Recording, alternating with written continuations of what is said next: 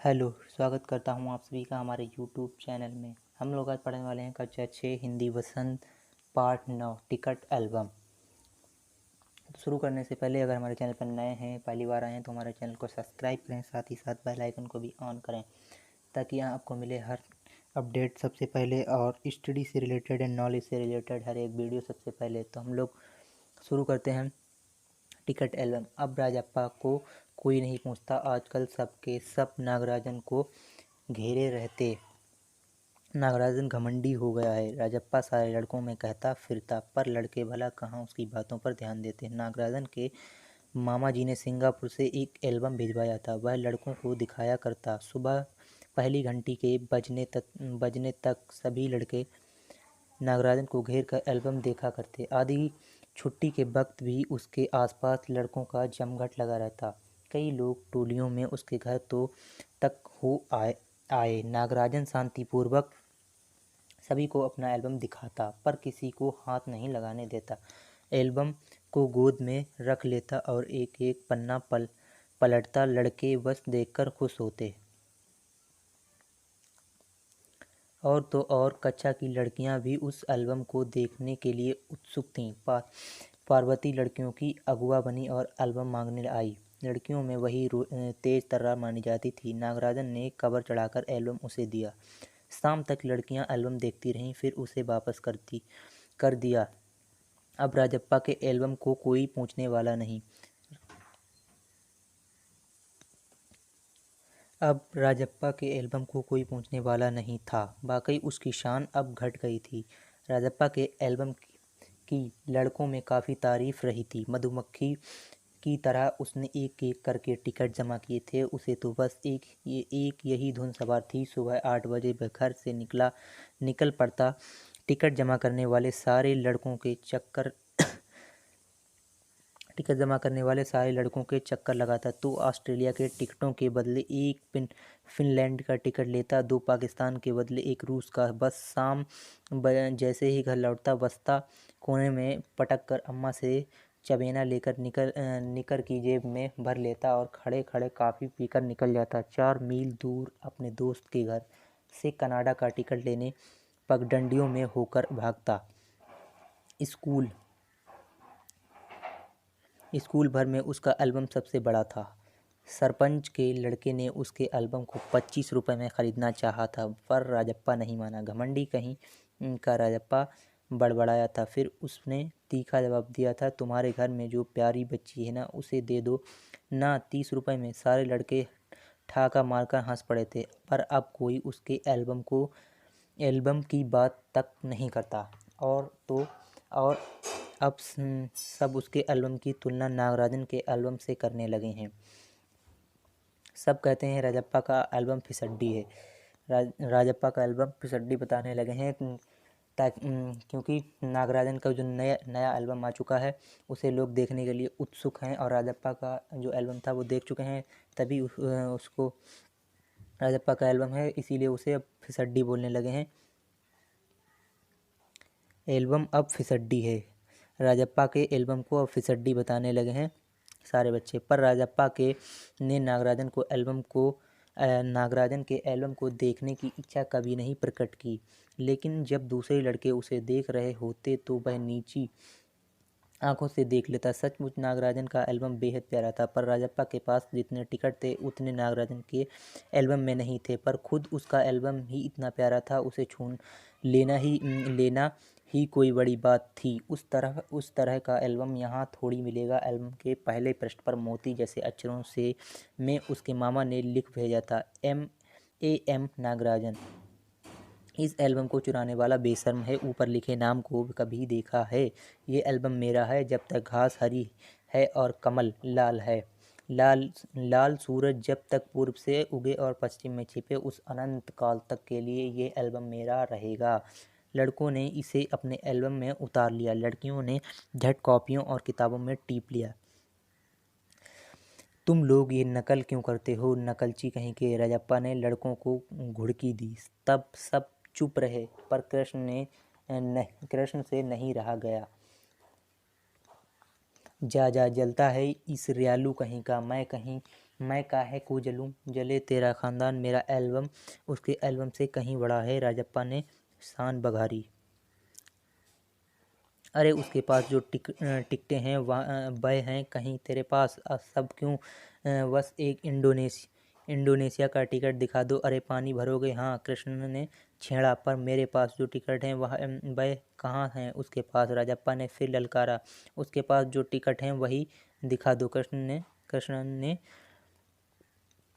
कृष्ण भी कम नहीं था। ठीक है, 10 रुपए की शर्त, मेरे वाले टिकट दिखा दो। तुम्हारा एल्बम कूड़ा है, कृष्ण ने चीखा। हाँ हाँ कूड़ा, उन लड़के जैसे कोरस गाने लगे। राजप्पा को लगा अपने एल्बम के बारे में बातें करना फालतू है। उसने कितनी मेहनत और लगन से टिकट बटोरे हैं। सिंगापुर से आए इस एक पार्सल ने नागराजन को एक ही दिन में मशहूर कर दिया।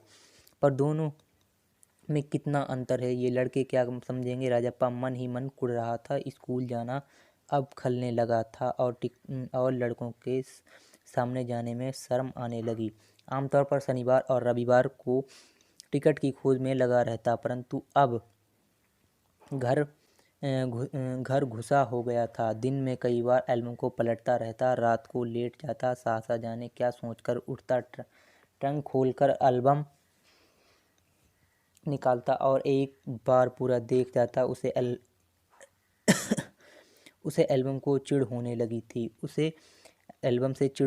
थी। उसे लगा एल्बम वाकई कूड़ा हो गया है। उस दिन शाम उसने जैसे तय कर लिया था, वह नागराजन के घर गया। अब कोई कितना अपमान सहे, नागराजन के हाथ अचानक एक एल्बम लगा है, बस यही ना। वह भला क्या समझे, सोचता होगा टिकट जितना बड़ा होगा वह उतना ही कीमती होगा, या फिर सोचता होगा बड़े देश का टिकट कीमती होगा। वह भला क्या समझे, उसके पास जितने भी फालतू टिकट हैं उन्हें टरका कर उससे अच्छे टिकट झाड़ लेगा। कितनों को तो उसने यूं ही उल्लू बनाया है। कितनी चालबाजी करनी पड़ती है। नागराजन भला किस खेत की मूली है। राजप्पा नागराजन के घर पहुंचकर ऊपर गया। चूँकि वह अक्सर आया जाया करता था, सो किसी ने नहीं टोका। ऊपर पहुंचकर वह नागराजन की मेज के पास पड़ी कुर्सी पर बैठ गया। कुछ देर बाद नागराजन की बहन कामाक्षी ऊपर आई। भैया शहर गया है। अरे हाँ, तुमने भैया का एल्बम देखा, उसने पूछा। हाँ हूँ, राजप्पा को हाँ कहने में हेकड़ी हो रही थी। बहुत सुंदर एल्बम है ना।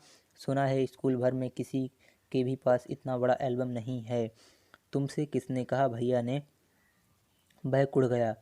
बड़े से क्या मतलब हुआ, आकार में बड़ा हुआ तो एल्बम बड़ा हो गया। उसकी चिड़चिड़ाहट साफ थी। कामाक्षी कुछ देर तक वहीं रही, फिर नीचे चली गई। राजप्पा मेज पर बिखरी किताबों को टटोलने लगा। अचानक उसका हाथ दराज के ताले से टकरा गया। उसने ताले को खींचकर देखा, बंद था। क्यों ना उसे खोलकर देख लिया जाए। मेज पर से उसने चाबी ढूंढ निकाली। सीढ़ियों के पास जाकर उसने एक बार झांक कर देखा, फिर जल्दी में दराज खोली। एल्बम ऊपर ही रखा हुआ था। पहला पृष्ठ खोला, उन बाकियों को उसने दोबारा पढ़ा। उसका दिल तेजी से धड़कने लगा। एल्बम को झट कमीज के नीचे खोंस लिया और दराज बंद कर दिया। सीढ़ियाँ उतरकर घर की ओर भागा। घर जाकर सीधा पुस्तक की अलमारी के पास गया और पीछे की ओर एल्बम छिपा दिया। उसने बाहर आकर झाँका। पूरा शरीर जैसे जलने लगा था, गला सूख रहा था और चेहरा तमतमाने लगा था। रात 8 बजे अपू आया। हाथ पांव हिलाकर उसने पूरी बात कह सुनाई। सुना तुमने नागराजन का एल्बम खो गया। हम दोनों शहर गए हुए थे, लौटकर देखा तो एल्बम गायब।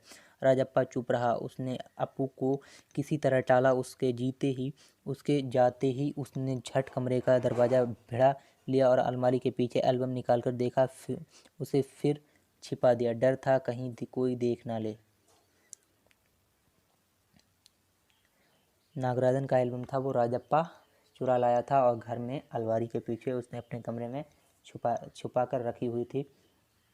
उसे डर था कि कहीं कोई देख ना ले। रात में खाना नहीं खाया, पेट जैसे भरा हुआ था। सारा घर चिंतित हो गया। उसका चेहरा भयानक हो गया था।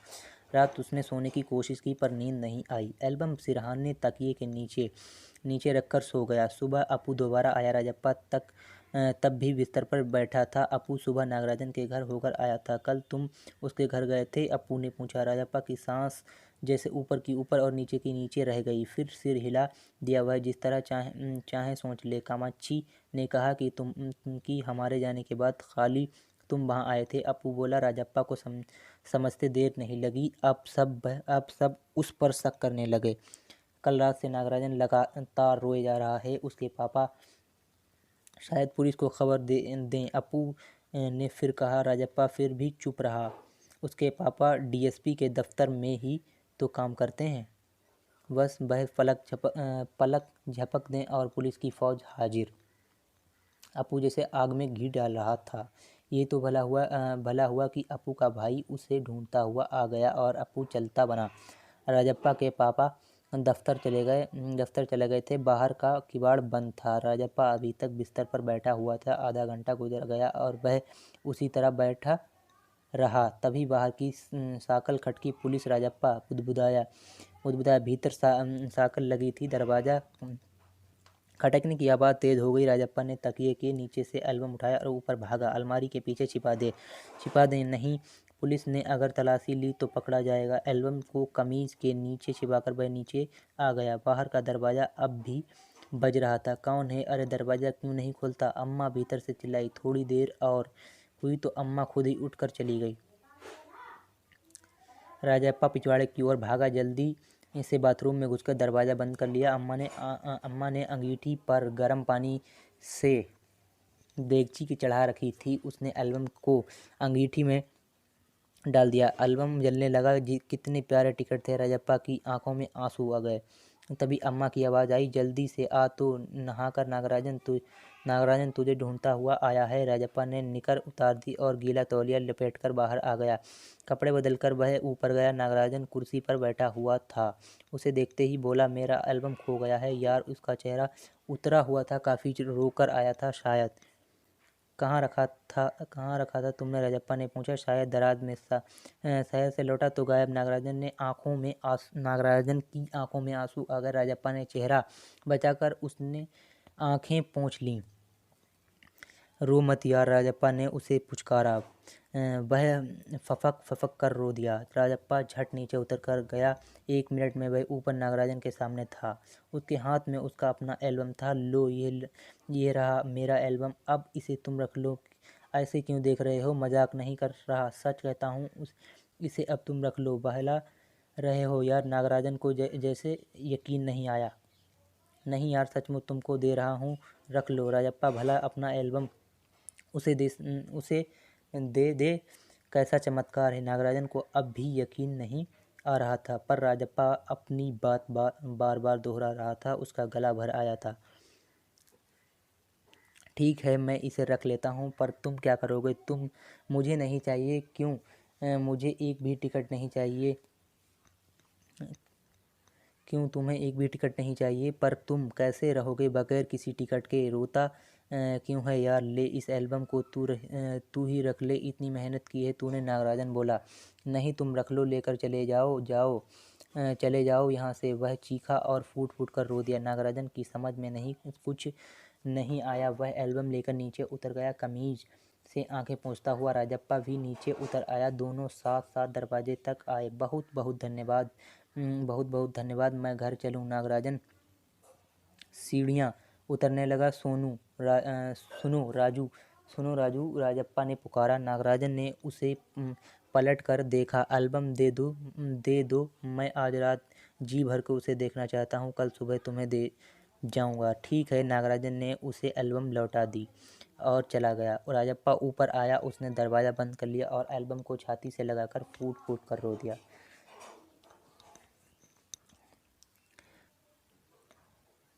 पार्ट पूरा हो गया। उम्मीद करता हूँ कि आप लोगों को समझ में आया होगा, और समझ में आया हो तो ज़्यादा से ज़्यादा शेयर करें। साथ ही साथ अपने दोस्तों को शेयर करें और कमेंट करके बताएं कि आप लोगों को समझ में आया है। और अगर नए हो हमारे चैनल पे तो हमारे चैनल को सब्सक्राइब करें। Thank you.